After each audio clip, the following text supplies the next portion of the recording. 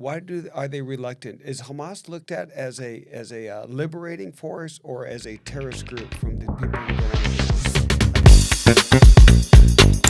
on? Just to let you know, because you should know.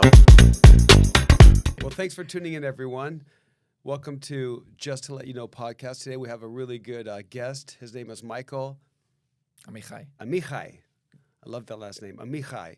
He is an attorney locally in San Diego. We invited him today to talk about all the issues or some of the issues going on in the Middle East, especially the war. He is a former officer on the IDF, and we're just going to have a conversation to see what we can do and take her from there. So tune in. Hi. Nice to meet you guys. There Hey, you Mike. go. That's How the are big ya? intro. Okay, I can start with a good question. How do you know it's a good question?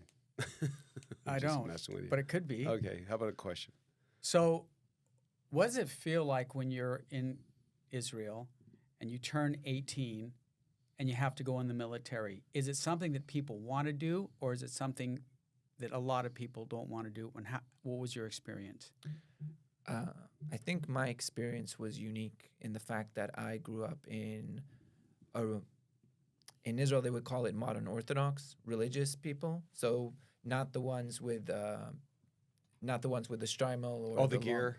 All the gear. Basically, modern Orthodox religious Jews living in areas outside of Jerusalem, very, very religious and very, very patriotic. In the society, the school education, everything that I grew up on, you were definitely expected to go. And it was, you look up to soldiers, you look up to the army. So it was definitely something that everyone does. Most everyone in that sector of society that I grew up in usually goes to combat unless they go to something special, becoming a doctor, something special in intelligence, so on and so forth.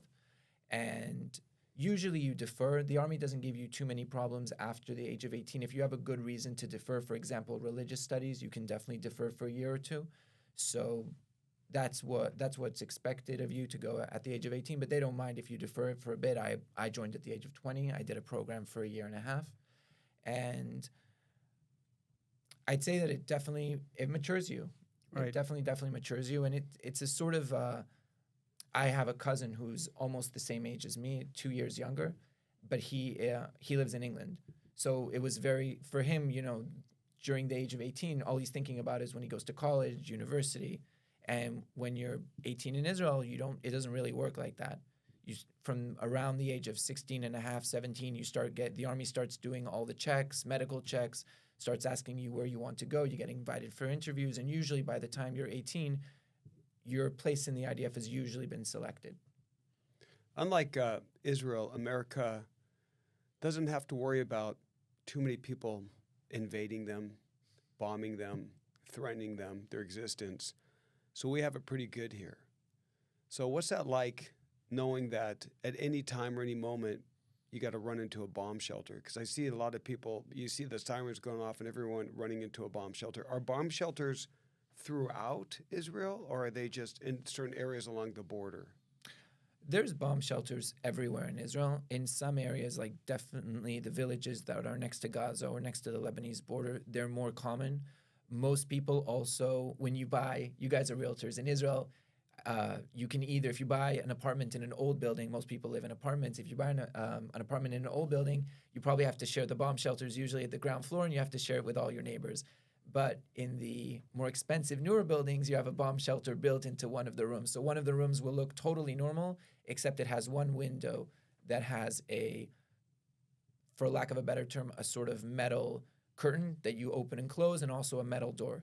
So in that way, you have a bomb shelter in your house. But when you go to central Israel, bomb shelters you don't see them everywhere. They are there, but you don't notice them. They just blend in. Are they? Is it a room underground, or are some of them above ground? Some of them are underground, but obviously the ones in apartments, they're reinforced steel. I think that it's just, like I said, it's a room, but it's built from steel, so you know that if, God forbid, something happens, you run into that room. It's like a safe. Yeah. So It's like a giant walk-in safe, like at the bank. I don't think the door's as big as a safe. door. It'd be like, as far as a realtor, we would say, like, you have a swimming pool. Yeah, exactly. You have a room. In Israel, it's like, we have a great bomb shelter. Yeah, Check exactly. it out. Wow. It's a selling Some of them point. are It's better air than others. conditioned. It has a nice surround sound stereo system in there. Refrigerator, range. Everything. Is it like a room you can actually live in? Is there like a little kitchenette, or is it just like you're going to be there just for a little while? I think most people, especially the ones who live down south, they probably use it as the kid's bedroom a lot of times because, God forbid, if you suddenly wake up from a siren, you want to know that the kid's already in the safe room, for example. Got it. So a lot of times that'll use as a kid room. But, as a realtor, it definitely is probably a point of sale. Who wants to wake up at 2 a.m. and have to go in their pajamas downstairs and share the bomb shelter with the rest of the neighbors when they could have a bomb shelter inside their house? Right. Wow. Custom. So there's actually companies out there in Israel that go, making bomb shelters all the time, or is it something that they put in when they're designing the apartment? They put them in when they design the apartment. It's standard. I don't think, according to what I know, it's government regulation. You can't build a new building without them. So, Frank, when we were kids, you remember this. Yeah. We grew up in Claremont. Every about 5th or 6th house on our street had a bomb shelter. Right. Because they were built during the time when, in the Cold War, when they thought we could possibly be attacked by 50s. Russia. Oh, wow. And so we would play in the bomb shelter. Right. We would hang out in there, and Yeah. our friend down the street had a cool bomb shelter. But it was small. It was probably 8 by 8. I remember you climbed down stairs. a hatch, usually in the driveway, out of all places, and you'd climb down there, and there'd be a nice dark Somewhere in room. the backyard. Somewhere in the backyard. I almost bought a house with a bomb shelter in Claremont. They made it into a wine cellar. Oh, wow. So that was Creative. nice. But a lot of them, they just slurried and they just put cement in there. I don't know why they would do that, but they just got I have rid no of them. idea. Yeah, that's a great. Remember I think when it's they cool. were building the temple in Bethel on Gilman Drive? They had a bomb shelter there. Remember that? In La Jolla. In La Jolla. Yeah, that was a long time ago. I played in it. Maybe we have to get those back. Yeah. It could be like a point of sale. You have to Yeah. have a fire, smoke detector, carbon monoxide, straps for your water heater, and a bomb shelter. It's just getting so dangerous out there. So what's it like growing up as a kid? When you were a kid, did you ever have to run into a bomb shelter? Like a legit call? The bomb shelters, for the most part, when I was growing up, so most of the people who needed the bomb shelters were the people living up north. So I'd say until 2005, Hamas didn't really have any real capabilities for rockets or anything like that. I think 2001, so when I was growing up, one of my classmates, he was an 8th grader, and he just went outside his village one day with another friend, and they were brutally murdered by apparently by Arab shepherds. So I kept a newspaper that I had of the day that it happened, and at the end of the newspaper, it was the first time I think that they said that a mortar round had hit Sderot, which is now probably gone, God knows, hundreds of thousands of rockets and mortars by now. So until 2005, probably, I don't think that Hamas had too much capabilities when it came to that. So most of the people who I heard would go into the bomb shelters were people living on the northern border. Because Hezbollah I definitely knew what a Katyusha rocket was growing up because Hezbollah used to fire a lot of those up at the north. And then from 2005, Hamas's capabilities definitely got more advanced, especially with rockets. Hezbollah right now probably has more rockets than the Army of Great Britain. They probably have around 150,000 rockets, some of them guided. So now the entire country basically everyone needs to know where the bomb shelter is. But when I was growing up, it wasn't as common. Hezbollah had the ability to shoot mostly up north, and Hamas still didn't have those real capabilities. So can you imagine if in San Diego, Mexico said, hey, you're an occupying colony? Because we were 13 colonies from England, and we fought in a war. There's debates going on right now that we're not occupying. Okay, so we fought in a war, and we beat Mexico, and we took California. California belonged to Mexico. Right. So what if a bunch of government leaders in Mexico decided that they were going to fire rockets into San Diego, just indiscriminately into residential neighborhoods?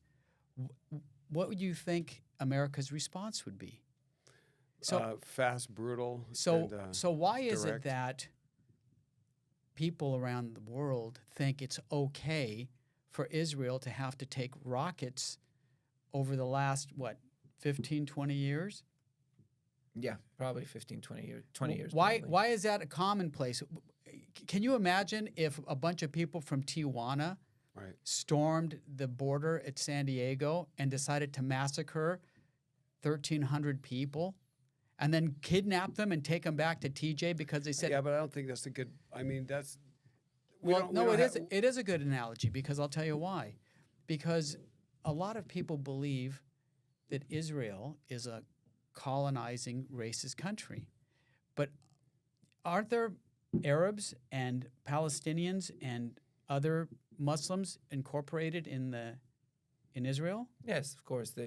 Everyone knows that there's a Supreme Court justice who is Arab, which is the Supreme Court is very, very, like in the U.S., it's a very, very prestigious position, very prestigious. You have Arabs basically in all walks of society. The area that I grew up in, so I used to work, before high school, I used to work in, what would you call it, a garage mechanics shop, and half the workers there were Arabs. And it was just funny because, when you're working on a car, you don't want to get dirty. So the employer, who was Jewish and religious, he provided them with a sweater. So you had all these really nice Arab guys working on cars wearing Israeli Jewish high school sweatshirts while they were working. And did you get along? Yeah, absolutely. Right. So you can get along. Yeah. Yeah. So that's today too, right? What happens when there's this conflict? Obviously, right now, what is it? October or something? November It's November. 21st. Oh God, it's November 21st. Yeah, wrong month. Right. Sorry. I think This year's going by quick. Yes. So what's it like right now? Let's not talk about the border right now, but inside like Tel Aviv, the major metropolitan areas, is there conflicts between the Arabs and the Jews because of what has happened in the last? Or Jerusalem would probably be the Jerusalem. place. As far as I know and my friends tell me and what I see, no. Because I think that also the Arab Israelis, the ones who have Israeli citizenship, I think a lot of them are horrified by what happened. I also think that a lot of them don't want to live in a Palestinian state. They would much rather live in a Jewish Israeli one. They know that they would get a lot more rights and their lives would be a lot better. So they're definitely. So again, I think that there needs to. I would differentiate between the Arab Israelis that are Israeli citizens and the ones that live in areas such as Judea and Samaria, where some of them, I don't think all of them support Hamas. Some definitely do. And I think that the army is also doing a very good job of arresting and arresting certain people, and also going after terrorists in that area to avoid the area of the West Bank also going up in flames. So when you see some of these Israeli leaders, even in America, they go, "Do you denounce Hamas?" And there's people in our Congress that just won't. Why are they reluctant? Is Hamas looked at as a liberating force or as a terrorist group from the people who don't want to denounce them? Like how are they really viewed, one versus the other? I mean, I don't know anyone. I mean, you guys probably know more people that would refuse to denounce them than I do. To me, it's, I don't know, if you just look at the facts, if you want to call them freedom fighters or liberators of the Palestinian people, I mean, if you look at the way that the people in Gaza live, in absolute poverty, it's a terrible place to live, and then you see the political leadership, all billionaires living in Qatar, how would you think that these people in what world would you think that these people have the Palestinians' best interest in mind?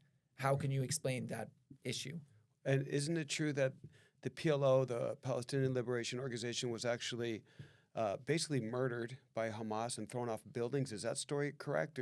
Yeah. Basically, I think it was 2005 or 2006 when they voted them in. But not only did they get voted in, the Hamas destroyed the PLO. Is that true? That's correct. In 2006, That'd be the Palestinian Authority, I think they call it. In 2006, Hamas, I don't remember if they got a nice, I don't know if they got the full majority, but they got a nice amount of votes, so they were added into the government. And then one night they staged a coup, started throwing PLO officers off tops of buildings, shooting them.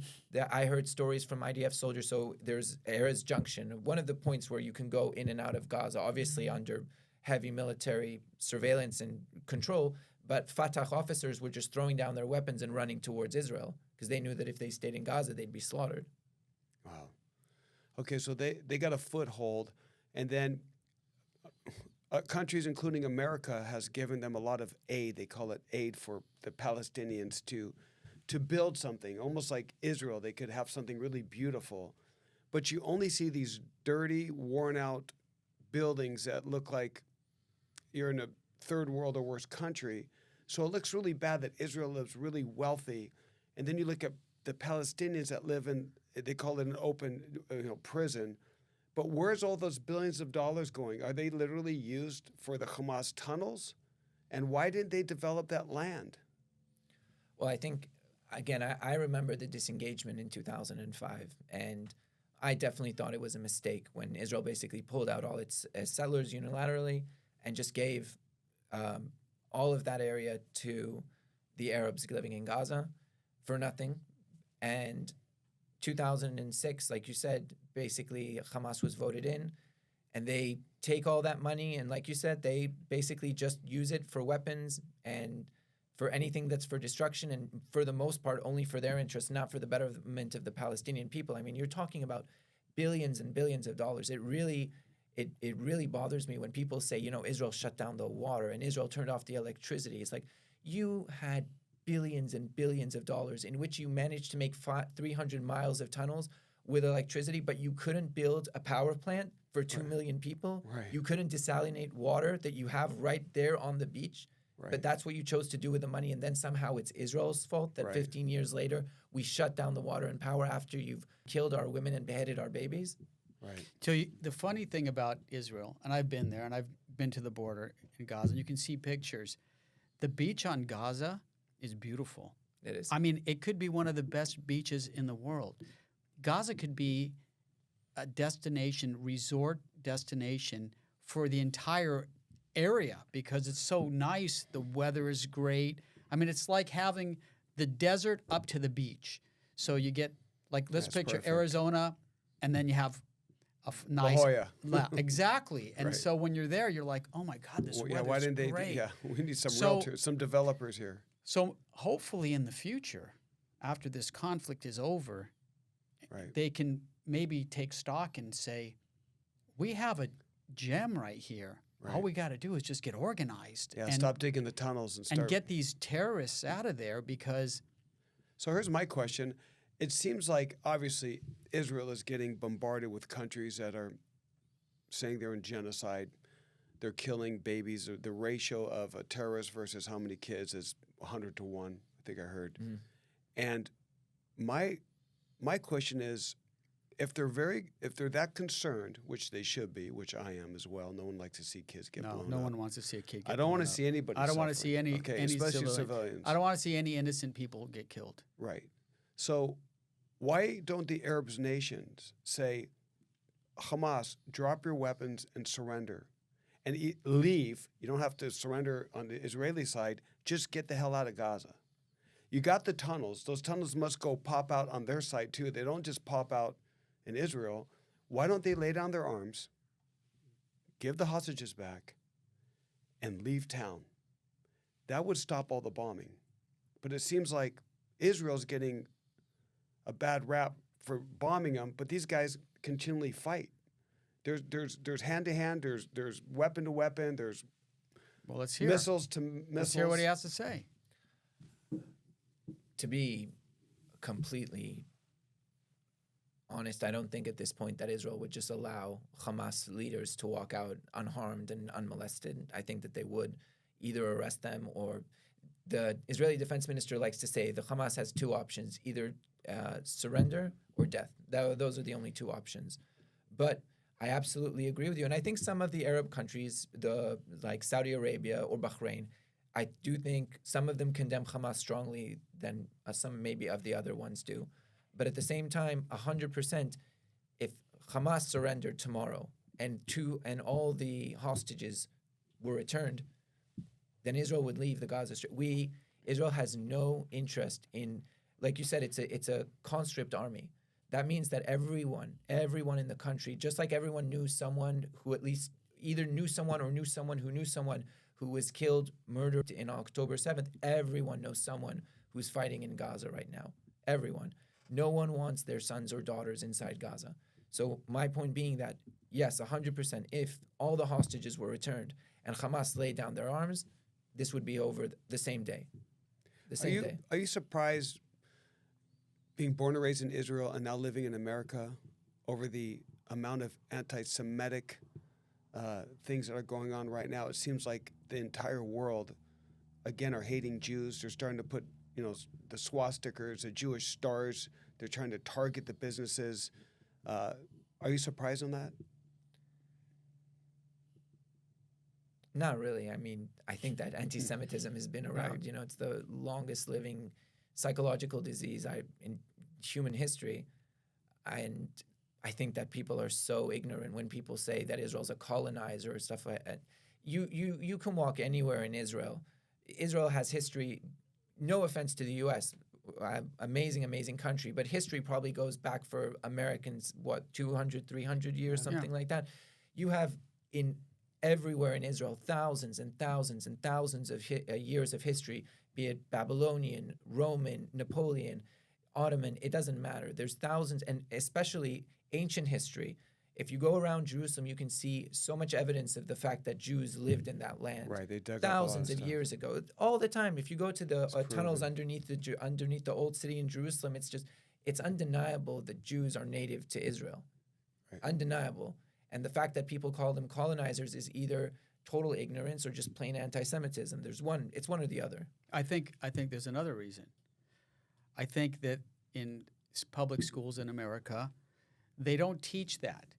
They just start teaching about Israel in 1948. 1948, after World War II, the Jews had nowhere to go, so we gave them Israel. Right, that's why and then they're like, oh, they colonized. So why would a 14 or 15-year-old who's not taught about the history of Israel even know? Right. They're like, oh, these guys just came in here and threw these Palestinians out. That sucks. Yeah.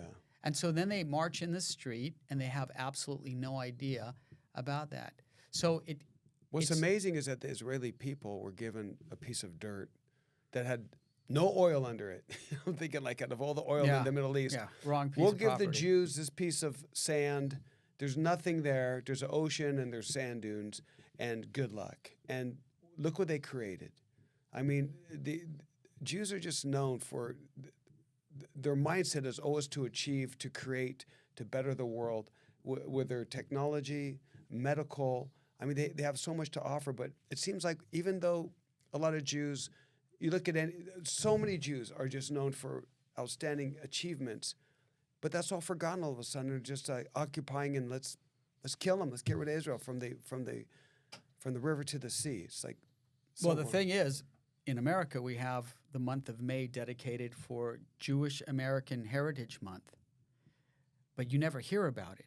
Yeah, it's the first time I heard about it right now. Same, I didn't know that was a thing. Yeah, May is Jewish American Heritage Month. Oh. And I think Jimmy Carter put it in. I forget which president. Yeah, so I lobbied for the school districts to acknowledge it. Right. At the same veracity that they acknowledge African American Heritage Month or Mexican American Heritage Month. Because if you look at the accomplishments of Jewish Americans throughout history, they're substantial. Right. There's a lot of Jews that have contributed all over. Everything. But when you just completely ignore it, and there's just one blip, we'd just like to say May is Jewish American Heritage Month. That's really nice. Next. Right. So dismissing. So the reason why these college students are protesting, and think college students are 18, 19, 20, 20. They're just out of high school. Right. They were never taught over the last 20 years. They've been taught just a smidgen of history like what you're talking about. Yeah. So they need to learn back 3,000 years when they're talking about the Romans. And when it comes to the Holocaust, I just don't think they even want to talk about it because it's so horrific. They just go, and then Hitler there's killed a bunch. all sorts of Holocaust deniers, or they're kind of flushing that down. They've always been. Yeah, like they're that. not even really. But let me ask you a question, Michael. So, were you ever in combat when you were in the military? I'd say very little compared to other people. Some things here and there, but nothing heroic. No, but where did you work? Was it? So I was in an infantry brigade called Givati, which is the Israeli is under Southern Command, Southern Command's infantry brigade. So I started off as a soldier, just like everyone. I afterwards became a sergeant. Was in Gaza on a I guess in America you'd call it a tour for 5 months. Went to officer school, which is 8 months. Came back and then went with my soldiers from training to another 6 months in Gaza. So on the Gaza Strip. So probably around altogether probably a year altogether in Gaza, and then after I finished my active duty, you have to do reserve in Israel. Mm-hmm. So that was also in an infantry battalion under the Gaza division. So also spent some time on the border during the operation in 2012 and 2014. What operation was that? 2012 was, in Hebrew it's called Amud Anan. I think it would be Pillar Cloud. I can't remember the names in English. But in 2012, they thought the IDF might go in, but they ended up not. But they didn't end up going in. We were close to the border with my platoon with a few tanks. And by the way, while rockets were firing, we were in charge of securing one of the crossings where humanitarian aid was being delivered while rockets were flying. In obviously humanitarian aid, I mean into Gaza. And then 2014 was the last big one that people know about, which was in Hebrew it's called Tzuk Eitan. I think in English it might be Pillar of Rock. I'm not sure about the name, but that was one where the IDF did go in. That was the last time they went in until now, and that was also just another month on the Gaza border, mostly just trying to protect the villages next to the border in case tunnels came out inside. So let me ask you this. This is going to be, I think, a difficult question, but I think you can handle it. When I think about 1,500 terrorists getting across one of the most secured borders in the world, and I heard IDF didn't respond for at least 6 hours, what the hell went wrong on that? I'm looking at Netanyahu going, man, you got some explaining to do. Like, what the hell happened there? You got Gaza, you got missiles shooting over all the time, you got people running in bomb shelters, and they were able to have slaughter a village of 1,200, whatever the real number is going to be, uninterrupted.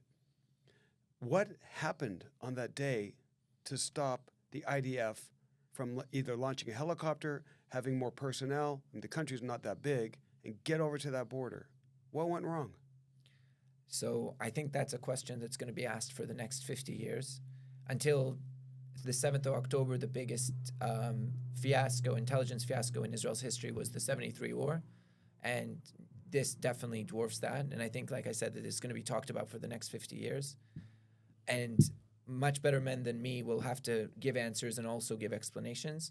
Much better men. But I think that there was a level of complacency in higher echelons, probably. I think that the army was not prepared for that kind of... I think that they knew that it could happen, but sadly, I don't think that they prepared well enough for it to happen. I do think that during those 6 hours, you're right, there wasn't a strong reaction by the IDF. I don't know the timeline. I tried to find it out. Couldn't find it, but I know that during those 6 hours, I think that there were some Apache helicopters and some special forces units that they can react a lot quicker. But at the end, you're talking about 3,000 terrorists. 3,000 terrorists. 3,000. With 3,000. Yeah, 3,000 terrorists with AKs, RPGs, PK machine guns, all in different villages, taking hostages. And it's not to excuse the army, but I'm saying that for 3,000 people, you need quite a force to handle that. So all those elite special forces, outgunned, absolutely outgunned, outmanned, fought ferociously and with. You got 100 people shooting at you. It doesn't matter if you're SEAL Team 6, you're going to get hit. Exactly. So they fought with incredible bravery and with ferociousness, but there's a limit, like you said, to what such an amount of people can do against 3,000 people crossing the border. Do you know what I noticed in Gaza? When the soldiers are walking through Gaza and they're clearing rooms, it looks exactly like Fallujah when the United States military was in there. Right. And they got to worry about IEDs and booby traps and snipers.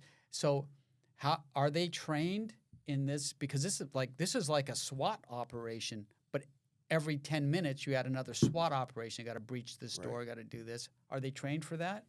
You definitely do urban training in the infantry, and I'm sure that in the special forces they do even more advanced training.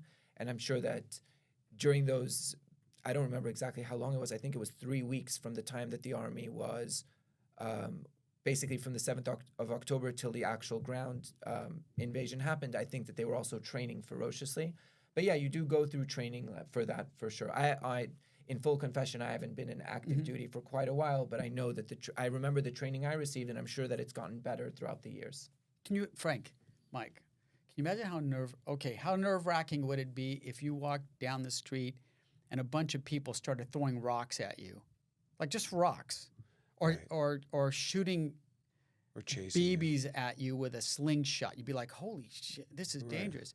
But these guys are walking through really tight corridors with people shooting at them, and they have to respond like there's no margin of error. And then what happens is a lot of these guys, the terrorists, they hide behind civilians.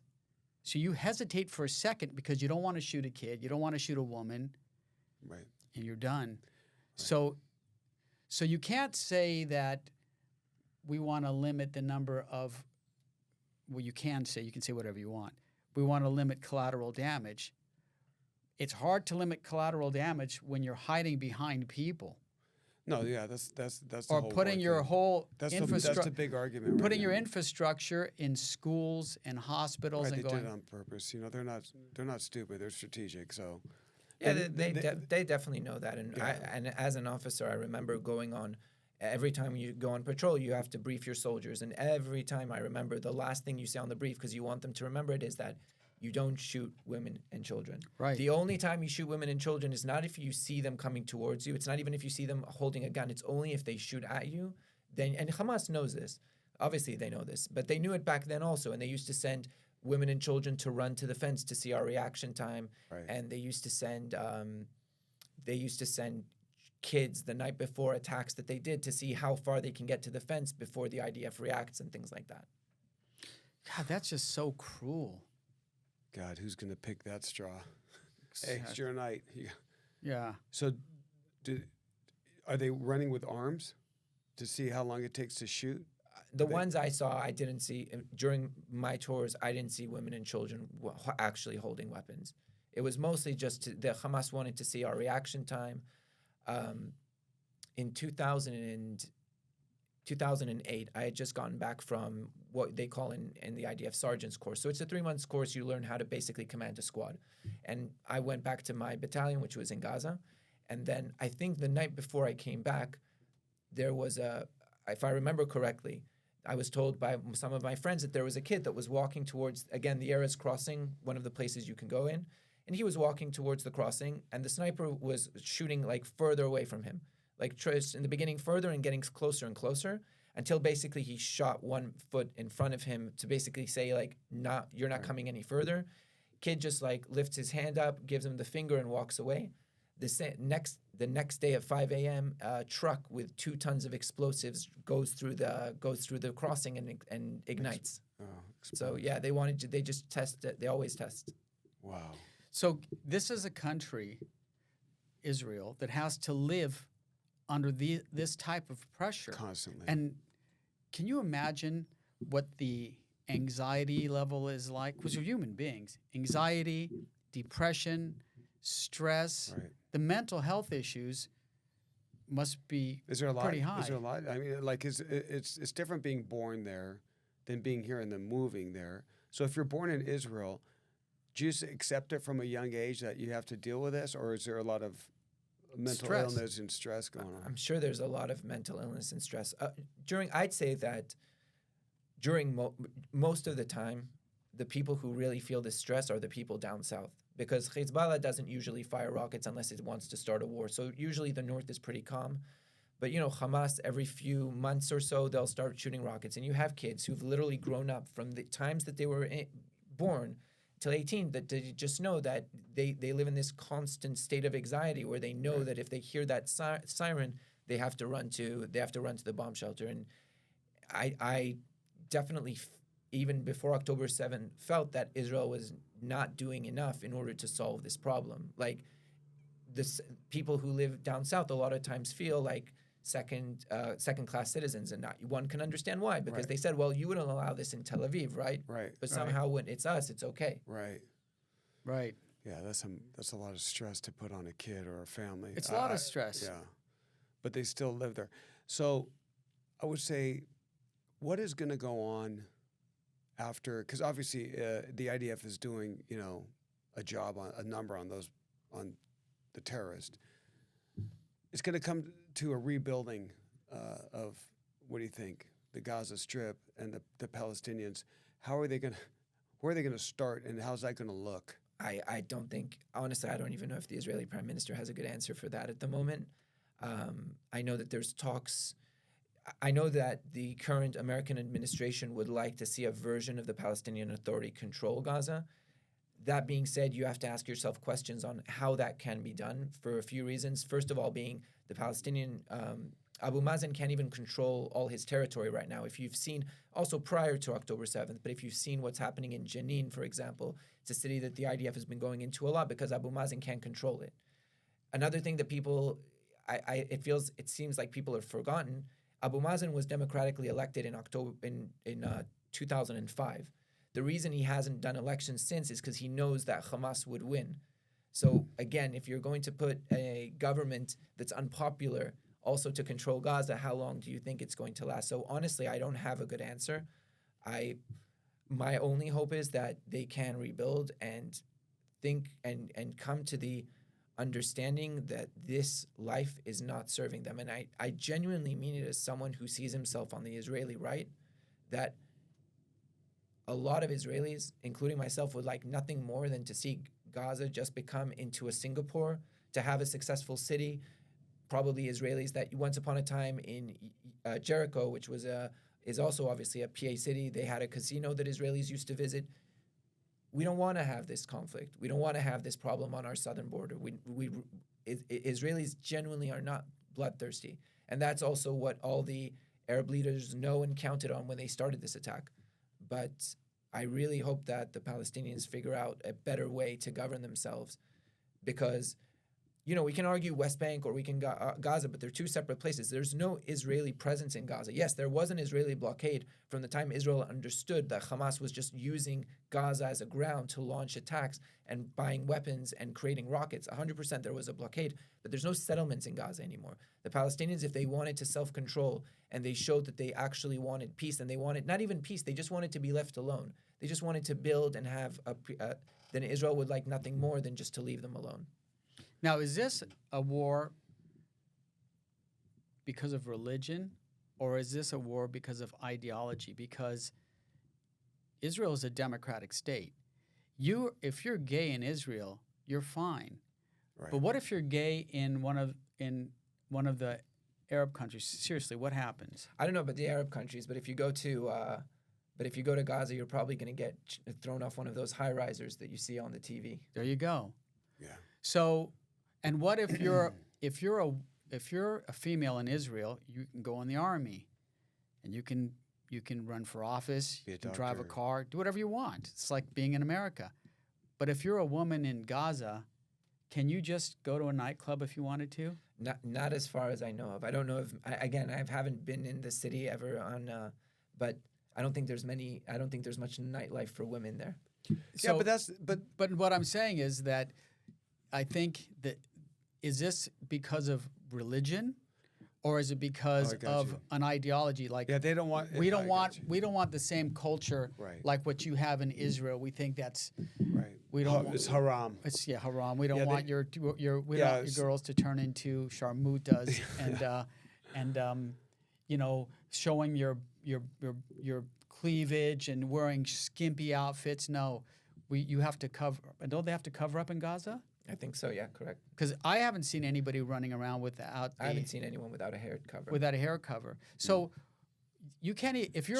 So your question is. No, it's not a question. It's a statement. Is that why would all the women who are so big on women's rights in the United States and so much like Me Too and why are they not saying that, hey, what you're doing to women in Gaza is not cool? You're treating them like property, not like individuals.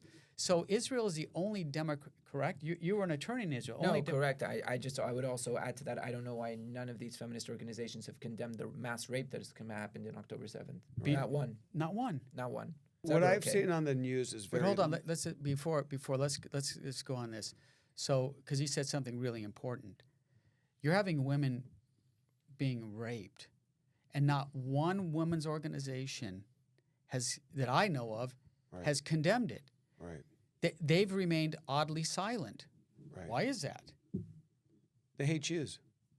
Okay, there you go. I That's think it's probably probably it. true. Yeah, Yeah, probably there you true. go. It's really simple. They don't care. That's like whatever. Yeah, if you mess with the other side, you're, the devil. And if you talk about the kids being their heads chopped off, I mean, is that real? Did they really cut off the kids' heads and Yeah, lay them down? they have video. And I mean, when you hear all this stuff and getting shot when you're sleeping and hiding, trying to be in a safe house when you hear your parents get killed and you're a kid and it's like the boogeyman, all of a sudden that How do door you gets expect kicked the country open. to react Right, when that and happens? then it's going to be like, hey, the proportion it isn't the same. It's like, are you kidding me? So the other thing I thought about that was awkward was I heard that the IDF was watching Hamas training with gliders, and they were flying around. And I mean, wouldn't that give them an idea that hey, they're learning how to hang glide? Because for the people that came in on parachutes, on hang gliders, and you got your the Mossad that didn't have that intel, like it just seems weird to me. I hope that there's some answers coming up because they're coming in on the parachutes, they're coming in on the hang gliders, let me just say and it was something. so well hidden. People here paraglide all the time, Yeah. and it's a sport.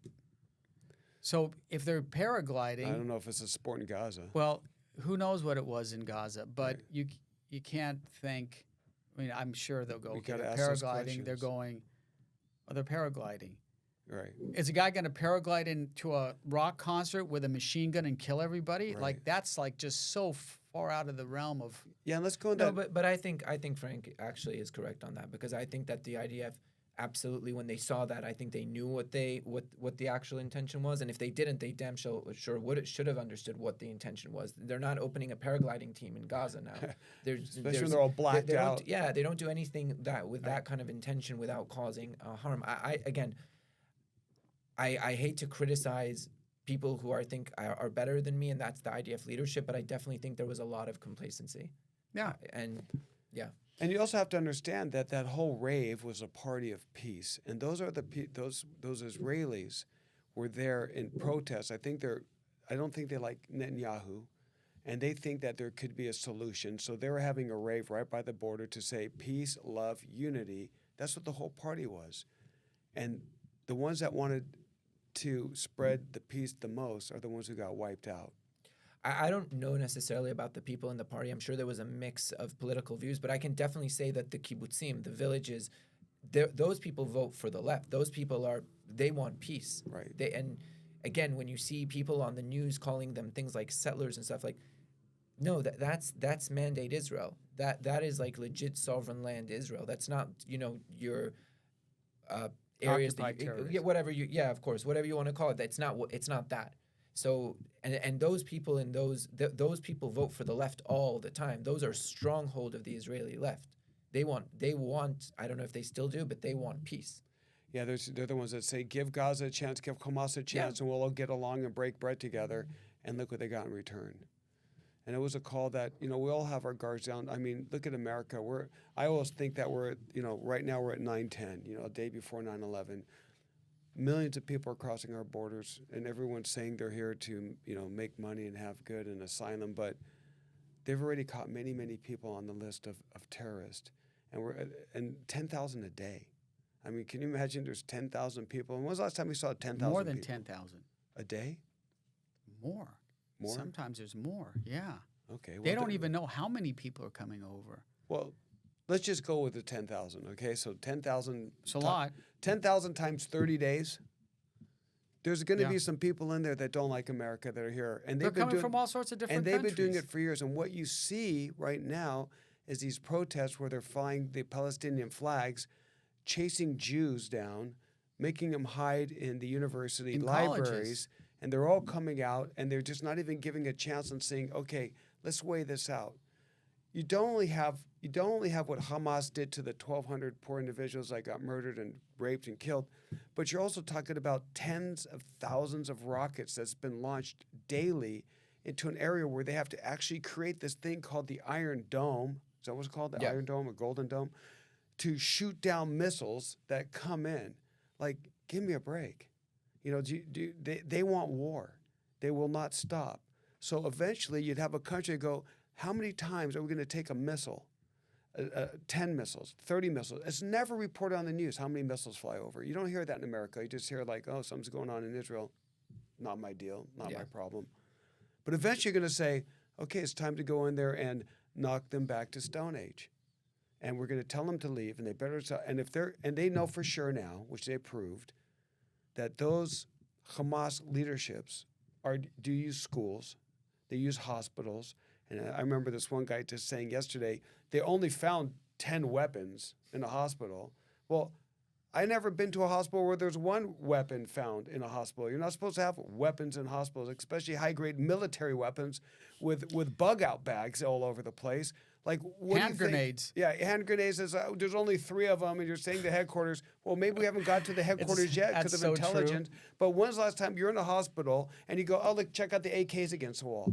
Can you You're using imagine it. if a doctor decided to bring his AK-47 to his Oh, God. Here in hospital, San and then Diego? he said, "Listen, I'm just going to put this behind the MRI machine until Yeah, we're done just doing my this workout scan." bag.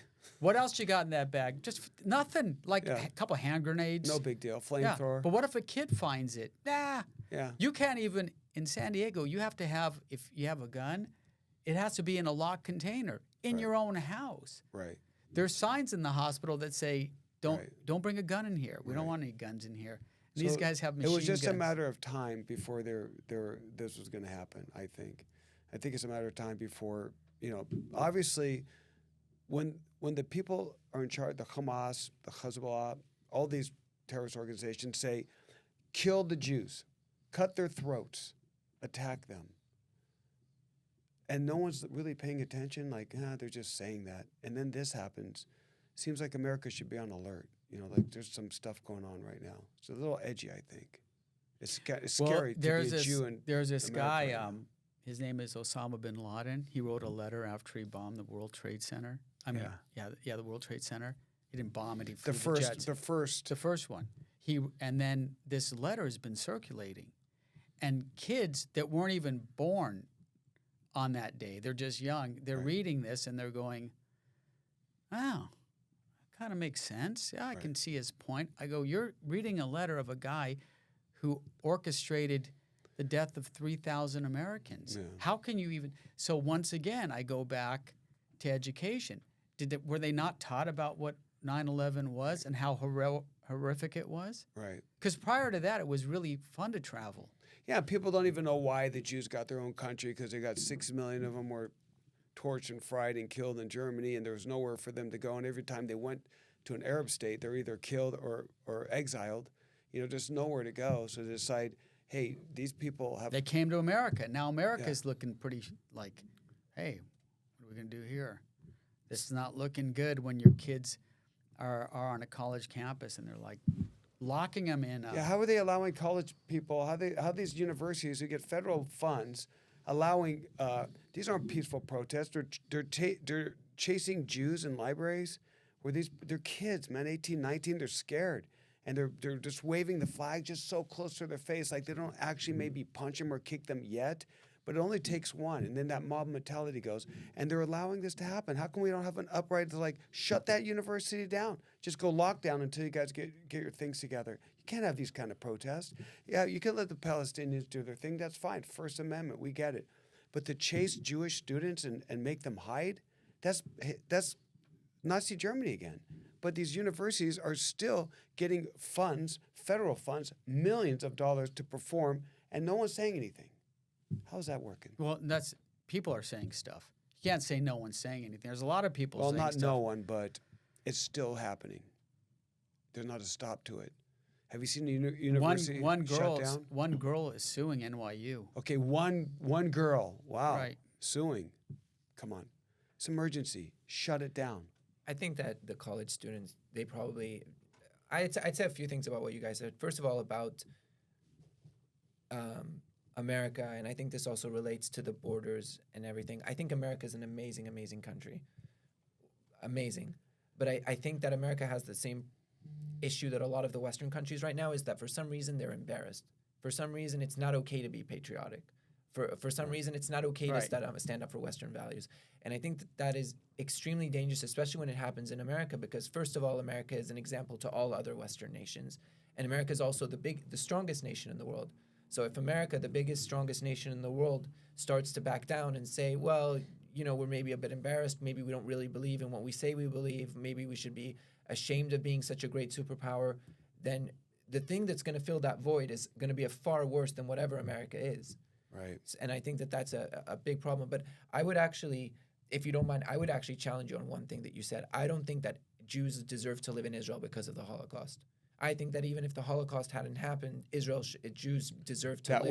That was their real estate. Yeah, prior thousands exactly. of years. Like that land belongs to the Jewish people, regardless of whether there was a Holocaust or not. The Holocaust, I think, definitely there was a very, very large Jewish population growing and aspiring to become a country prior to the Holocaust.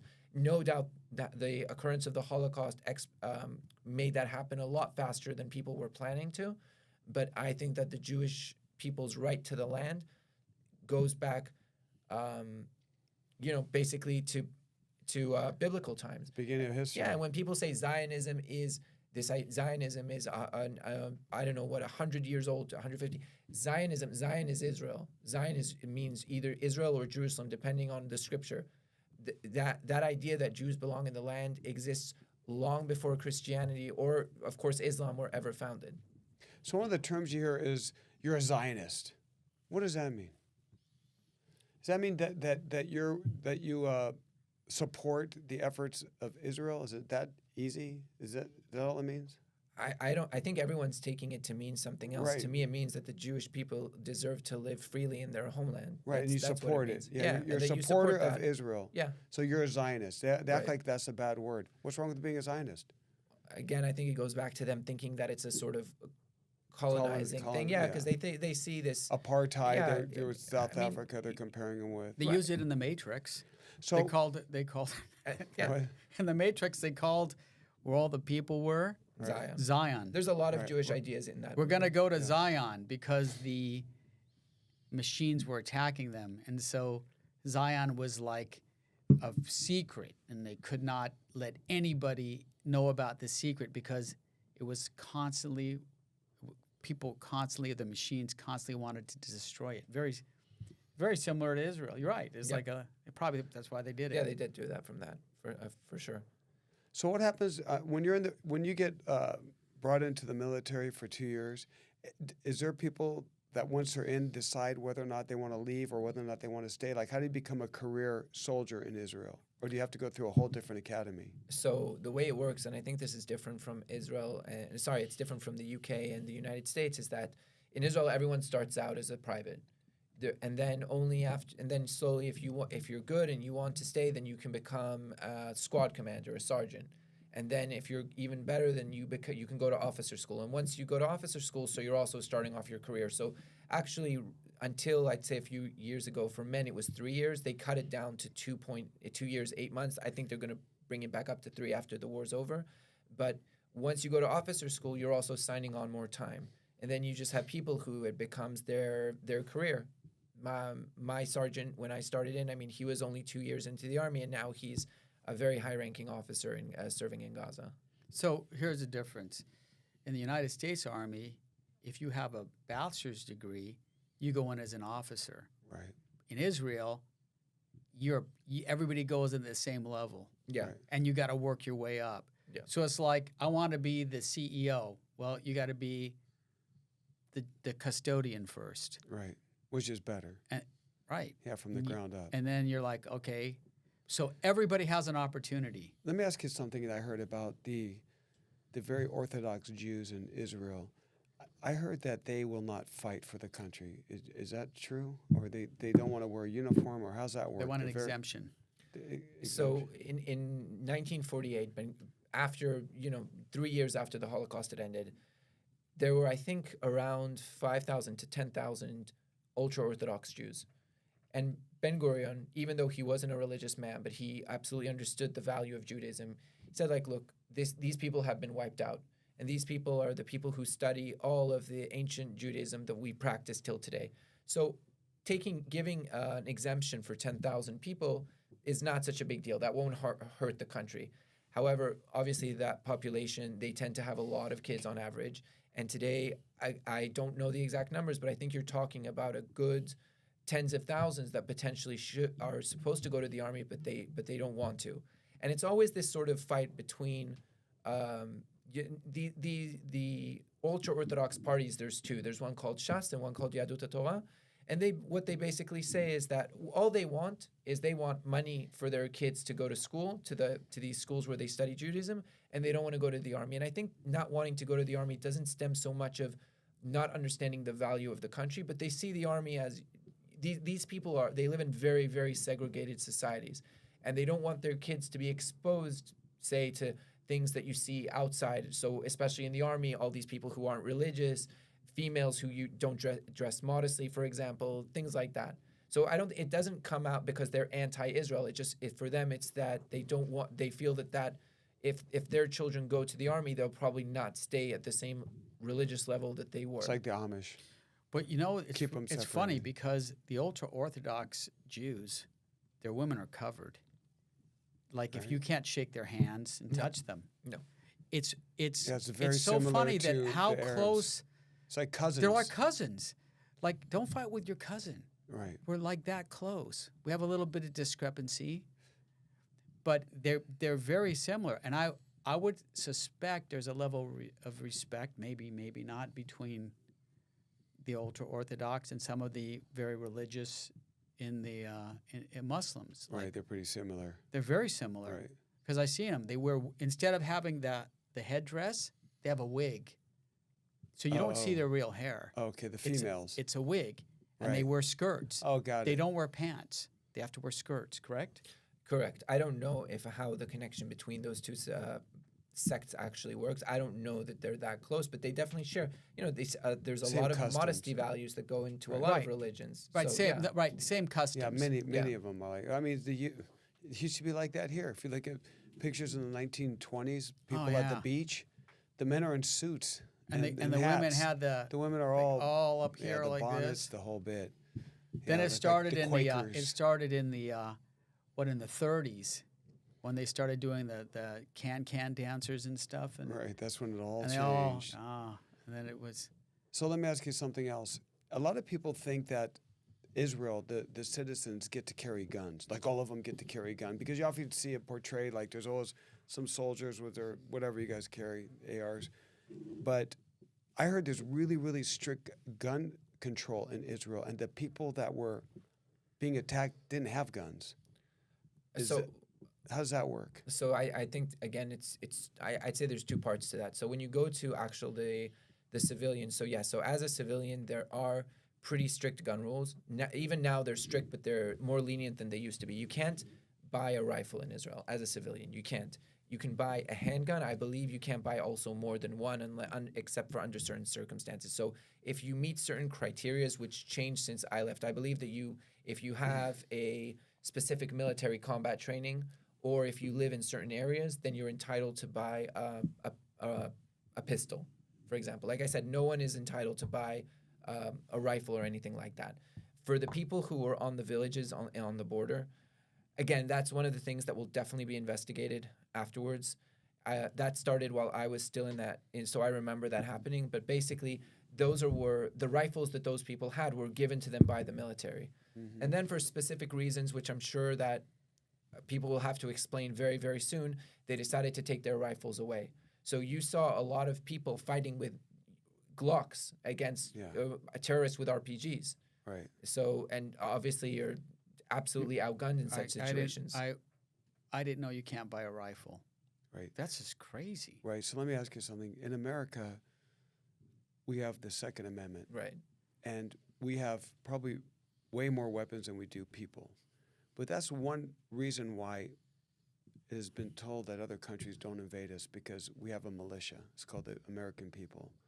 Why wouldn't you have the same rules on a country that gets 10,000 rockets shot at them every year?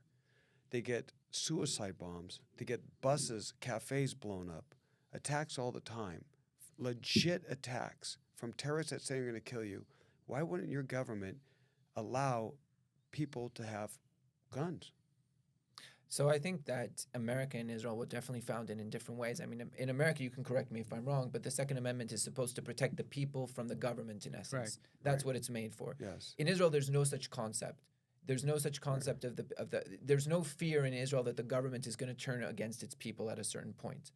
I think in Israel also, America, again, I understand it to a certain, I understand that if you live in an isolated area, law enforcement isn't going to come for a specific amount of time, and you definitely should own a firearm to protect yourself. In Israel, people, I'd say until October 7th, then there was this concept that the army will always be there for you and law enforcement will always be there for you. Yeah. I think that now what'll happen will be that those villages that will get a lot of those rifles back and probably some machine guns as well. But I don't see the laws changing to allowing just civilians to carry rifles. When you ever see pictures, people love to post those pictures of Israeli women in tank tops and shorts with an M16 Right. on their back or Right. an M4. It's all bullshit. Yeah, no, it's not bullshit, but those are obviously soldiers. Those Okay, are gotcha. people serving. So when you leave the army sometimes for the weekend, sometimes you have to take your gun with you. And sometimes it's not safe to leave it at home. So you're not going to stay at home on your weekend before you have to go back to the military. You'll go out, but you'll have to take your rifle with you. Wow. Yes, it's true. Yeah, I don't mind that. I mean, I think they should all be armed. I think they should rethink that, because they're getting attacked from all sides all the time. I So- think of more people. But hold on a second. It just makes sense. If you are, unlike America, you can just go out and buy a gun. But in Israel, the majority, let's say in the 90 percentile, have at least 2 years of training, like guaranteed. So it seems logical that if you're taught how to break into a house and shoot a fully automatic machine gun, you should have a pistol on your side from then on if you decide to, because you already have been formally trained by the military. So it doesn't matter if it's about your government. Here you're right. Here is the Second Amendment was created for the government, tyranny and all that. But you have the same situation. It's just not the government. It's your neighbor, that's going to attack you for sure one day. It's not maybe. The possibility is 100%. You're either going to get a rocket, a stabbing, a suicide bomber. Something's going to happen. So it just seems more appropriate to arm the citizens. I can guarantee you, Frank, that there's probably a lot of people in They're going to Israel start that packing. are saying the same thing that Right. you're saying, and like, really? Yeah. Like, I have to use a garden tool and a pistol. Right. We got against- 40 of our kids with their heads chopped off on display, and you're Yeah, going to tell well, me I can't protect I think myself? a lot of stuff is going to change. But what I wanted to say to Michael and you, like, that I think more people in America should go visit Israel, because once you go there, Right. it's not a third world country. You go there, there's Qualcomm, there's Intuit, there's Costco's, there's like whatever. Are there like, Starbucks? Yeah. No, we have good taste in coffee. Starbucks didn't make it. Oh. No, really? No, they have Israeli coffee. Ever had Turkish coffee? Gee, we grew up on Turkish coffee. What are you talking about? They have a know. Turkish coffee. My grandma, that's all. 3 o'clock I was drinking Turkish. Or three She 3 would years boil. old. She'd take this metal pot, Right. Oh, yeah. and then she just pour the coffee beans in there, and it just boils. And then she does this kind of tries to get the grounds out, and then we drink it. We're drinking coffee at 3 or 4 years old, and then she would take the cup when you're done and turn it upside down, and then read your fortune. Yeah. And it was always like the best fortune. We're like, oh my God, she's like a clairvoyant. But now Fortune we know teller. she was just telling us a good story. Oh, you're going to be very successful. You're going to be rich. Oh, you're going to be, look at how. Till she read Marx, it says you're ugly. Loser. Yeah. You may want to throw that away. Get some tea. We can't read this guy's cup. I loved all that. No, our family is from, part of our majority of our family from Egypt. Right. So we understand Middle East. Yeah. We We understand. understand Arabic. Yeah. We eat molachea, batlawa, Yeah. All that kanafa. stuff. Oh my God. He Like- just named all the desserts. No, Oh, molachea is not. Yeah. molachea That's is more really good. Lebanese food. Yeah, it's good. So my my mom mom, cooks I can that. tell a story about my mom making molachea. So she would go get it from the store, like the stocks. You gotta tell our audience what molachea looks like. Is that the bread? See, 'Cause I'm No, saying, is that the, molachea is the leaf. okay. And what she would do is she'd take these leaves, Right. and then she would take a knife blade that looked like a bowed knife like this and a handle, and she'd chop up, and it looked like weed. Look like marijuana. And then she would package it in these plastic bags and Yeah. put it in the house. And my friends would come over in high school and go, "Dude, where'd you and we get tell the them weed?" don't tell anyone. My mom deals with marijuana. Yeah, And then I don't look in the kitchen. They look. they would see these packages. They look like they used to call them lids, back then. Oh, yeah, like or packages kilos. of marijuana, like strewn around the house. We're like, Yeah, it's so- not marijuana. They'd be like, yeah, right. Yeah. Then no, they- I swear yeah. it's not. They go, no, it's soup. Sure it is. No, but molachea is what they make, and they usually in Lebanon they usually use rabbit Yeah. or lamb. America uses beef because we don't buy rabbits here. I mean, you could, but Well, people No, have never no. really seen what a real, like the rabbits that they use. Oh, they're the things huge. are like this big, Yeah. They're Wow. giant. And yeah, those, yeah. We're used but to I those couldn't eat a skinny- rabbit. You can't eat Bugs Bunny. I'd eat a rabbit. Why? Would you eat a horse? I'd eat anything. You wouldn't eat a If I horse. was hungry enough. I mean, I wouldn't want to, but if I was starving, I'd eat a camel. Would you? There's something about if I had a dinner and I had Man, a if steak. if you're hungry Look- like those guys that crash in that, those soccer player guys that crash, they eat their belts Wow. because they're leather. You'll eat anything. Everyone's like, I wouldn't eat that. Bull. You eat anything. You eat your shirt if you're But hungry. I'm not in. But no, I'm would I not in ever an order- airplane crash. Okay. I'm just would I talking. order a horse? No. No. Would I order like lion? Some people eat lion, Oh alligator. my God! No. They had this restaurant here called the Top of the Cove in La Okay. Jolla, and one I couldn't at believe one I saw point that they were sign. serving lion. I'm not bullshitting. They were serving lion. Yeah, how do you And even people put that sign were out there? protesting. Of course. No You one wants to eat a can't- lion? No. Simba. King Can't- of Is the that jungle. legal to sell lion in America? They did. I don't know. Wow. I guess there may have been at a point when there was an overflow of lions. Well, Why if- don't they serve horse? Horses are all over the place. you know what? Some countries eat guinea pigs. They won't eat a horse, but people eat a pig. No, a guinea pig. You know what a guinea pig is? Of course I know what a guinea pig So is. that's It's a pet that kids have. Right. In some countries, they eat them. Yeah, I've definitely seen that in South America for Yeah. sure. Why Yeah. not? They're not kosher. Here's the difference. Here's what I tell people that a lot of my friends, you have to eat salad. You have to eat salad. I don't really like salad. I read about, salad, like a plant that grows, they're all toxic because so certain animals won't eat them. That's why they can grow together because they're like an animal that can't leave because they're root bound. So they create, chemicals so certain animals don't eat them and they can. So if you go into rainforest, if I throw you in a rainforest right now, hey, survivor, you'll probably eat, after like 8th plant, you'll die, right? You're going to eat something toxic, but you can eat any animal in there. Right. You just cook it. Like any animal is edible, but most of the plants are not. We're meant to eat Well, meat. people who go, I'm going to be a vegetarian. I'm only going to eat vegetables because I'm going to lose weight. I go, well, look at all the animals that just eat vegetables. Cow, Yeah. an elephant, Big. a hippo. Sheep. They eat hay. Yeah. Yeah. All these animals Look that at a just eat, cheetah, nice and ripped. right. A lion, Yeah. Rawr. A leopard. They're eating Tiger. meat. Yeah. Yeah, meat. We're here to eat meat. We're Yes, not here to yeah. eat like. Am I You right? don't have to convince me. I'm all about the meat. Well, the Yeah. the other thing is that people, I mean, this has been talked about in so many YouTubes. I don't want to, but, I don't want to kill animals. It's not good to kill animals. So I eat my dairy, I eat my soybeans. And then they go, you know how many animals you kill for an acre of soybeans? Yep. You're killing all the frogs, the shrews, the rats, the mice, the birds, the lizards, And they the put on their leather salamanders. jacket and walk out. Right. Yeah. So, anyway, that's been talked about too much. So let Let's me get ask you a back to question. No, Israel. this is this thing about kosher food. So there is a difference in the taste between a kosher steak and even the Arabs eat kosher. Halal, right? Halal. Yeah. Yeah. They eat kosher. And it's the way the animal is killed and the way they're bled out. Yeah, because they didn't have refrigerators and freezers back then, and Right. they didn't have that bacteria that had diseases. So they got to separate the meat, the cheese, and it made sense. No, but So then it became a tradition.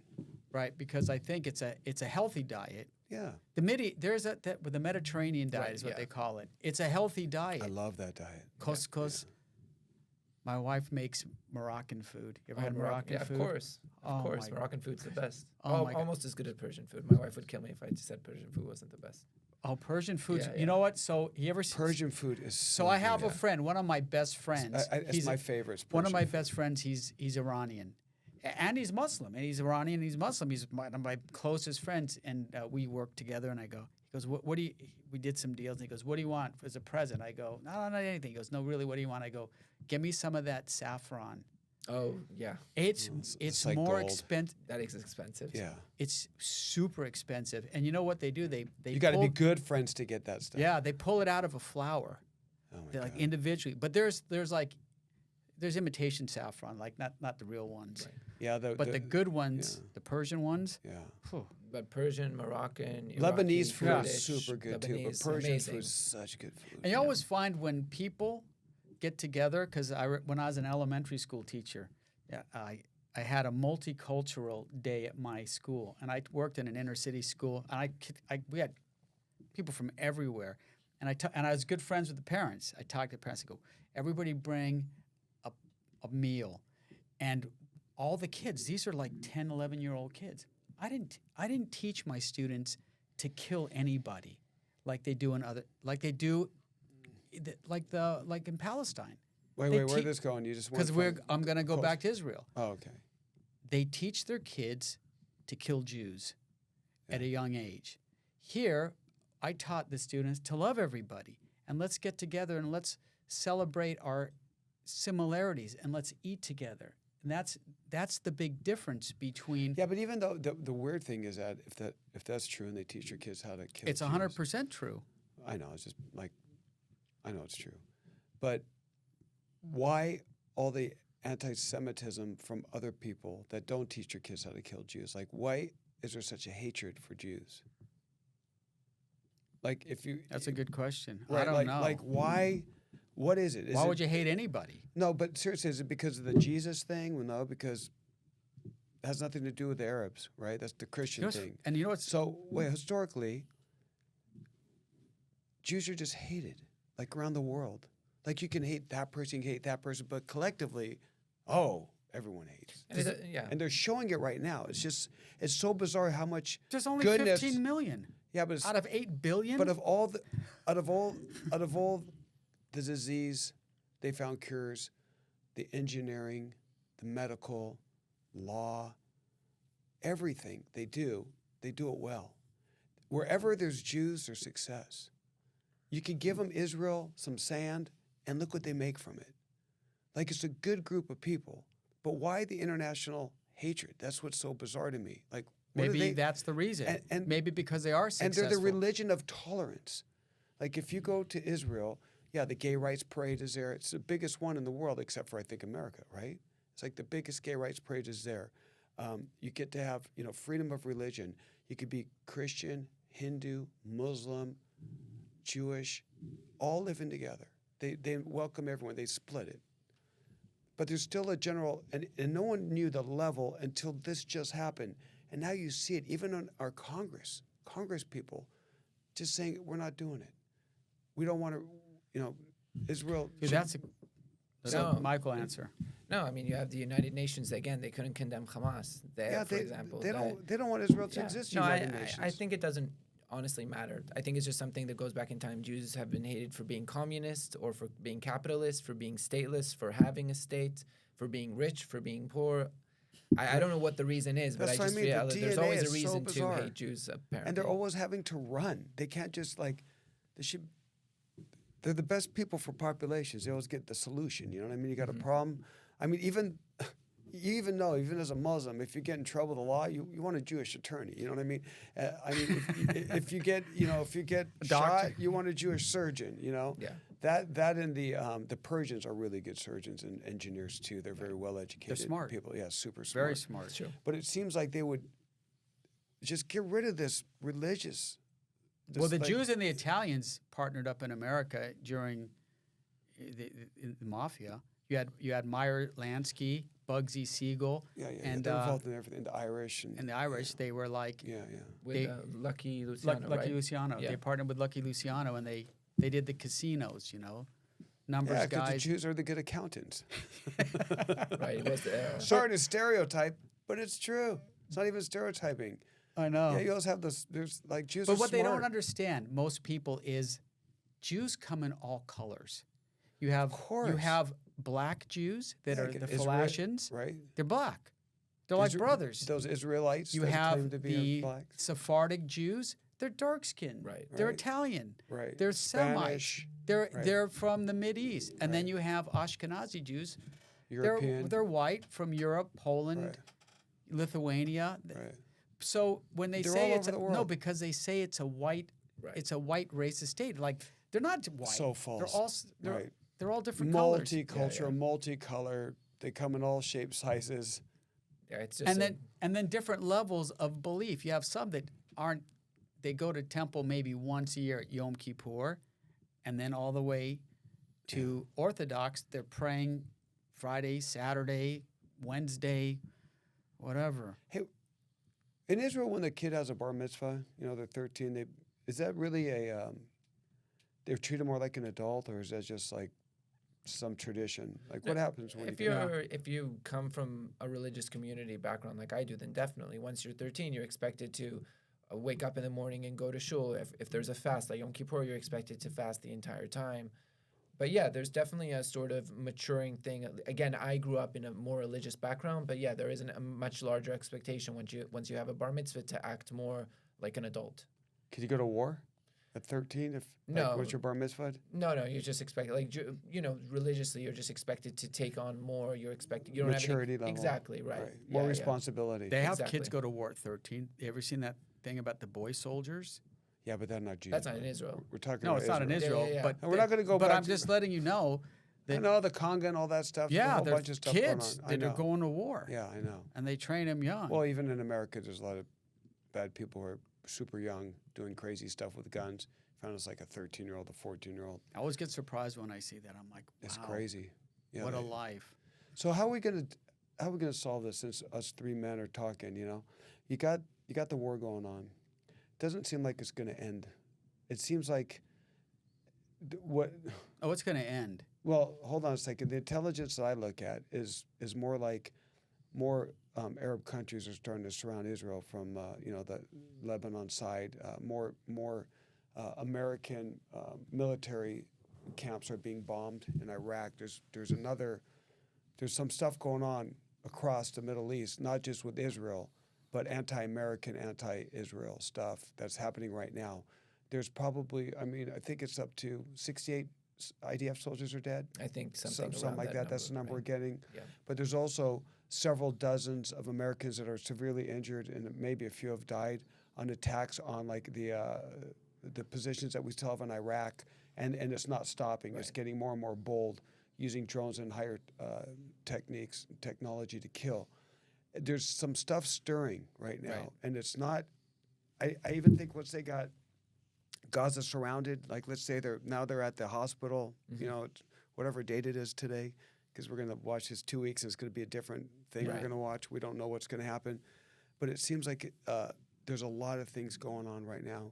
We have four aircraft carriers in that region. I think two battle groups. I think two battle carriers. groups, but I think there's one on the other side. I know of two. Two, I think. So there's been a lot of big guns deployed, is what I'm saying. And you don't put two battleships out in the middle of the sea for a strip of land called Gaza. I don't see it's that. not that. Right, it's not that. It's not about that. And so what is brewing out there? Do you have any idea? I mean, you're connected with Israel. I think that first of all, America sent those aircraft carriers because Israel is its ally and it cares about her. But I think that the administration wanted to make sure to send a message to Iran, because if Hezbollah decided to get into the war, then you're talking about a whole different ballgame, because they're probably 10, 20 times stronger than Hamas is, and have 10, 20 times the capability. Hamas is right. Nothing compared to that. If Israel were to go to a war with both Hamas and Hezbollah, where they had to fight both, at a certain point, all roads lead to the same place. All roads lead to Iran, and at a certain point, there could be a likely scenario if Israel had to fight on two fronts that they would start bombing Iranian targets. And in essence, what the U.S. wants to avoid is a regional war. But one can't help but ask themselves, is the U.S. doing just a larger scale mistake of what Israel did with Hamas? Is America doing the same mistake with Iran? Because at the end of the day, everything leads back to it, whether it be what's happening in Yemen or Iraq or Syria or Lebanon, everything leads back to Iran. So I think that until you solve that problem, and Iran is just a thorn in the Middle East. Israel almost managed to have an agreement with Saudi Arabia, which would have changed the Middle East. Right, it was going down in a week, and then they attacked. So I think that at a certain point, Iran needs to be dealt with one way or another. I also, again, so Iran is like the bigger problem, but even just in Israel itself, people are asking themselves, okay, so let's say Hezbollah doesn't intervene. Let's say they don't. And let's say Israel wins. Not let's say, they'll win the war in Gaza, and let's say that people in the south, because there's 100,000 people right now who are displaced in Israel. So let's say all those people who live down south go back south and rebuild. And then the people who lived up north next to the Lebanese border, they're not going to go back. They say that, why the hell would we go back? We just saw what happened down south. Right. And the enemy up north is 20 times as strong and 20 times as capable. Right. So why would we go up north? You better. What they say to the Israeli government is, you better fix this problem, because we're not going to live back up there with that organization. That is, I don't think people understand when Hezbollah is an army. Yeah. You see people. I've seen pictures of Hezbollah, dead Hezbollah soldiers. They have dog tags and uniforms. They are very, very well trained, and they are very, very capable, and Israeli citizens. So Israel right now is in a sort of conundrum. They don't know because on one hand, the administration in America doesn't want to start a fight up north. I'm not sure that Israel right now, while they're fighting down south, wants to fight on two fronts. But at a certain point, Hezbollah and then Iran is going to have to be dealt with.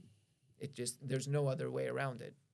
So Hamas and Hezbollah are the proxy people from Iran being funded. Right, especially Hezbollah. Hamas definitely gets a lot of funding. Is there anyone that contradicts your statement? Is there anyone that goes, hey, Iran has nothing to do with this? No, and like why are you bringing in Iran to this picture? You're trying to figure out a way to provoke us. Hezbollah is separate. They could be funded by another group. Hezbollah definitely. So Hezbollah 100%, everyone knows, is funded by Iran. And Iran definitely gives a lot of. They control Hezbollah definitely more than they control Hamas. Right. But they definitely fund Hamas a lot. Right now, there's a sort of, I think, a dispute in the Arab world because Hamas expected Hezbollah to start fighting with them. And Iran basically said, they said to Hamas, in essence, you guys didn't even, that's what they claim. You guys didn't even tell us about this attack that you're starting, and now you expect us to come. Right. Iran doesn't care. Again, Iran doesn't care about the Palestinians. They don't care. They just see it as a good. They couldn't care if all the Palestinians in Gaza got obliterated. They just see them as a tool to destroy and harm Israel, but they don't care what happens to them. And that's a general statement, or people would agree with that? I think most. You think Iranians would say that? Persians? I think the Iranian government, I mean, I don't know. I don't think they would go out in public and say, we don't care about the Palestinian people. But I think that they 100% believe that I 100% think that the Iranian government doesn't care about the Palestinian people. They just see them as a tool. And why did Egypt shut their border for any refugees seeking shelter? It seemed pretty weird that they call this area an open prison. You know, there's 2 million or whatever, however many people in there, 2 or 3 million. And they say it's Israel apartheid. It's an open prison. Well, if it's a prison, then the back of the prison is open. You can leave. You know, it's not like there's not like a big wall around it. So why weren't they allowed, or why didn't the Egyptians or these other Arab countries that surround all of Israel take the 2 million people, just get out of the way and let them fight? Because Egypt doesn't want that problem either. Egypt has a tougher border with the Palestinians than Israel does. But what is the problem? What do you mean? They don't want the problem as far as they don't want so the many Palestinian people refugees. They don't want that. They just see it as another issue. No one wants them. Right. All these statements, everyone sees them as a problem, but no one actually wants to see a solution. When you see Queen Rania in Jordan or the king talk against Israel, they are terrified because they have 87. I think 80% of the population of Jordan is Palestinian. So they have to come out and show that they're supporting the Palestinian people. But again, I think that Israel is the person. People.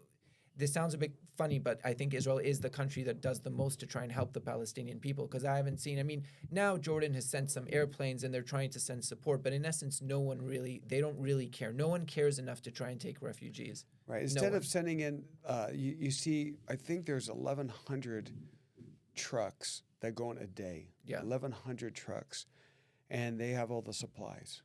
And then they found out that the people that they're distributing it to ran out of fuel. So they give those guys fuel to run around and get people. But why wouldn't they put in 1,100 buses that are empty and say, get on these buses and let's get the people out instead of putting the food in to this war zone? I think that some of the Palestinians don't want to leave. Right. I think they don't want to leave Gaza. They see Gaza as their home, and you know what? I don't have a problem with that. Right. Once well, you do when there's bombs dropped on you. No, when there's bombs dropped on me, I'm going to deal with the problem. Right. But I think that a lot of people think that Israel is trying to displace the Palestinians because you see on the news all these Palestinians evacuating south. All they're trying to do is protect they want to harm the least amount of civilians, so they tell them to evacuate south. But once the war's over, they're gonna be free to go back to where they lived. Israel has no interest for them to be displaced. They can go back once the fighting's over. Go back. Yeah, but again, with all due respect, you guys elected this government. Right. You guys elected Hamas into power, and I saw you cheering when dead bodies were being brought back into Gaza and celebrating. Yeah. So you have to deal with the consequences of your own actions. Right. They cheered at 9/11. Yeah. It's unbelievable. Right. It is. Like, how do you cheer people being killed? Like, right. Yeah, you don't see the Israelis cheering when when the people are getting killed in the Gaza. The difference. You don't see them going, yeah, they're like, oh my God, we just want this to end. It's just funny, you won't see in a protest, because we were talking about the protest before. I challenge you to find a protest a pro-Israeli protest anywhere around the world that doesn't have the flag of the country where the protest is being held. So if you see a pro-Israel protest in Washington, there'll be American flags. If you see it in the UK, there'll be UK flags. I'm just saying, in some of the Palestinian protests in New York, you see them tearing down the U.S. flags. I mean, just that should tell you something about where these people, where each side stands. How do we allow people to stay in this country that can climb a post and rip out our flag like it's nothing? Right.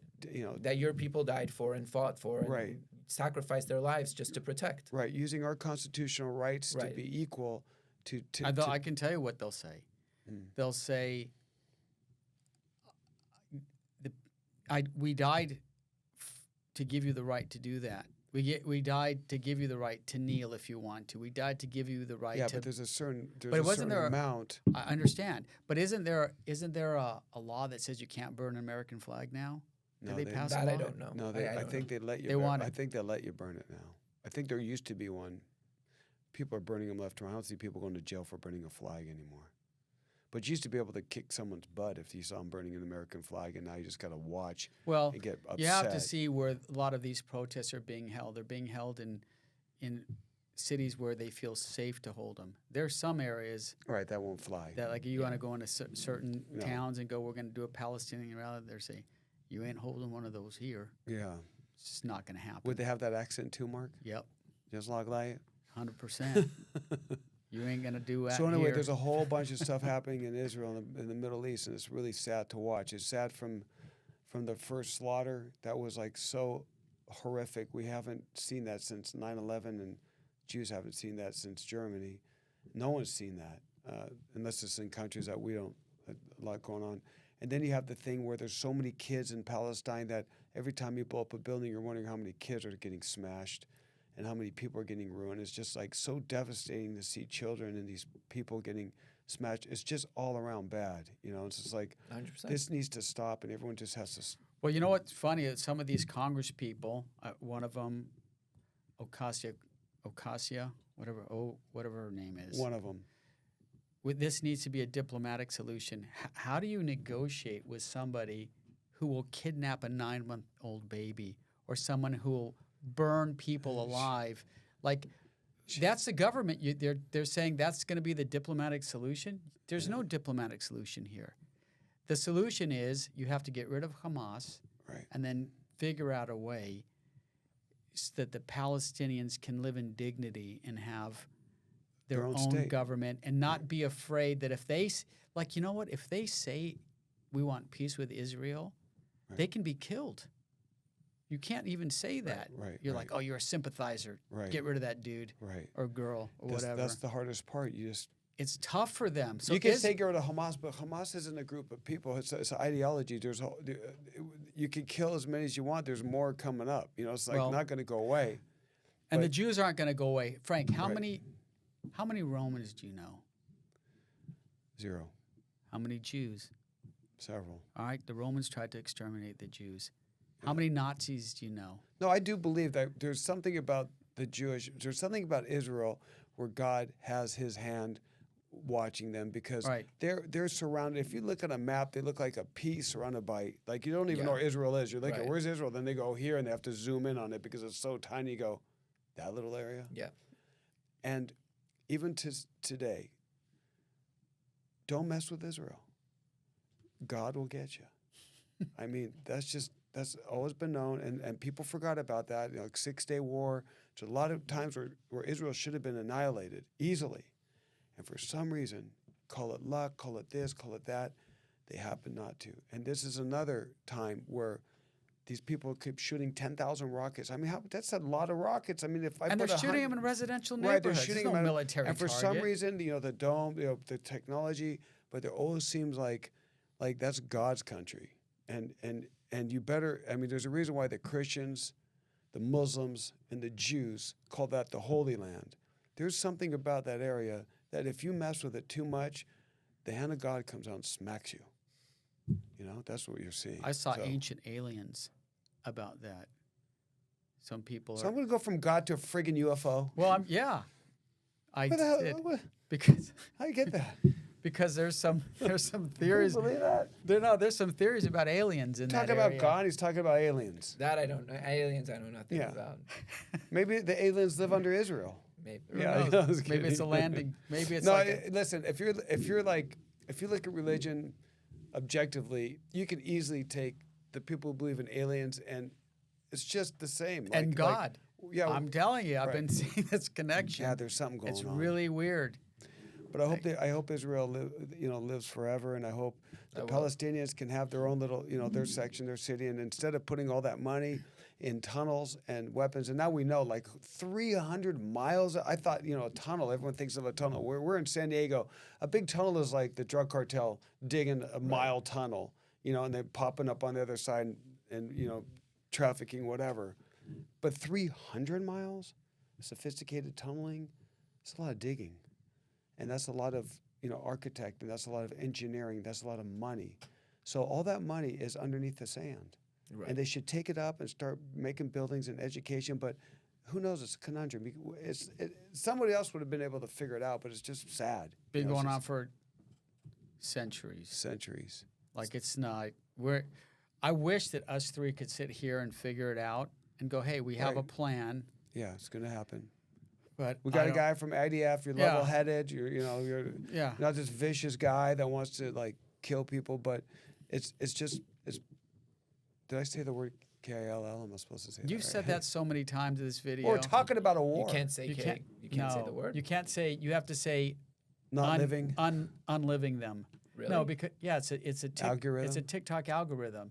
If you use, Yeah. because he used this word, I want to cut off. They should just cut off his bed, Got it. and that was. Got it. Screwed up our algorithm. Oh yeah, and they go, oh, you can't do I it. like the way and you can't speak. It's like you can't freedom of speak. You have to speech. say You get you censored. have to unlive them. Yes, they should all be unlived. They should all be unlived. Under the sword. You cannot. They have to be millilated. Well, listen, do you have any plans of going to seeing Israel soon, or what's going on with the traveling there? Is everyone kind of like, don't go there now, or is it still? So we were actually. I haven't been back. I moved. I'll be happy to talk about what we're doing here, but I moved from Israel to the U.S. a year and 4 months ago, and I was actually planning on. Me and my wife finally got tickets to go on October 12th, and we were so excited to go back to visit, to see friends, family, everything. And then what happened? October 7th. October 7th happened, and we realized we have a 2-year-old. We weren't going to take her with us. And I still wanted to go back to do reserve duty. So did she. So we kind of tried to figure out the solution where each of us will get to do 2 weeks or 3 weeks of reserve duty, and the other one would be here with the kid. And then what happened was that right now my unit told me, don't come right now. There's so many reservists. Yeah. It's not needed. 140%. Yeah, so thank God we're managing, at least from the U.S., to get a lot of donations. Some of the stuff, especially combat equipment in Israel, it's not that there's none, but the Ministry of Defense has basically bought everything out, and they're distributing it the way that they want. So I have friends who are combat officers in different units, and they say, hey, can you help me out? I'm missing such and such equipment. And in Israel, you can't get it. In America, you can buy, you can go online and get it. Right. So thank God we've been able to do that. So hopefully we'll go back, I want to say in April, please God. We were supposed to go to our very good friend's wedding, and it got pushed off to April, so hopefully we'll go then. But definitely go back as soon as it's possible. And if it was just me, if we didn't have a kid, I imagine we'd be back already right now. But we have to think about our children. Would you be back visiting, or would you go there fighting? So I actually told her that if you want to go back, because she really wanted to go back now, I was like, look, if you want to go back now, that's fine, but I'm going to do reserve duty. Like, my only reason for not doing reserve duty right now is because I live here. Mm-hmm. So if I'm in Israel, what legitimacy do I have not to do it when all of my friends are doing it right now?